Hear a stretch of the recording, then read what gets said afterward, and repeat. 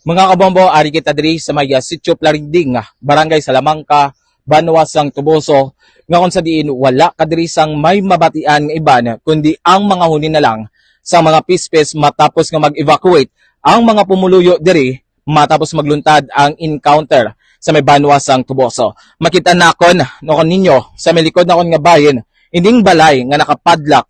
Amo ni siya ang balay nga ginpangbiyaan sa mga pumuluyo diri agod nga magkadto sila sa mga evacuation center. Sa aton nga naibaluan, ang isa ka evacuation center nga ilagin kadtuan amo ang Salamangka Elementary School.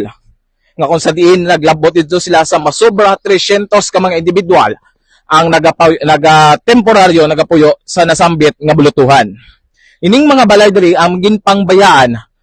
Makita naton ang mga bilin nila nga mga kasapatan na paryosang mga manok nga ato na lang mabatian ang ila sini nga mga hinuni, ang ila sini nga mga ginpanghalay nga mga bayo, kag ila sini nga napangbayaan nga mga kagamitan sa nga nagdali-dali sila evacuate kahapon nga adlaw.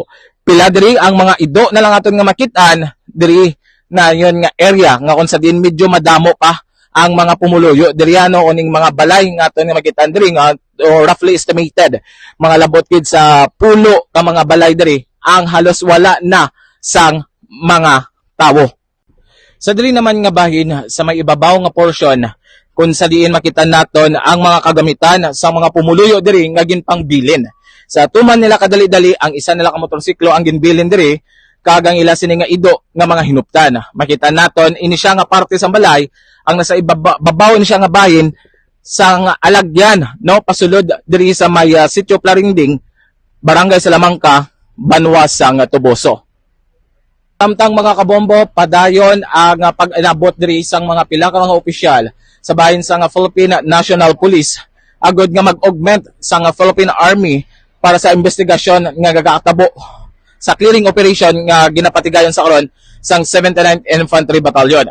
Makita naton diri sa dalan nga nagaginutok na ang mga pila ka mga salakyan bangod ang area diri ang tuman kagamay kag ang na lang ini inang one way lang kag hindi ka diri siling nga maka-U-turn ka kun makalibot pa kundi kung the way ka magbalik sa imo sini nga palakadtuan ang mag-atras ka na lamang kay isa lang ni kalagyan no going lang diri pasulod ang mga kabombo. Halin diri sa Barangay Plariding, Barangay Salamangka, Banwasang Tuboso.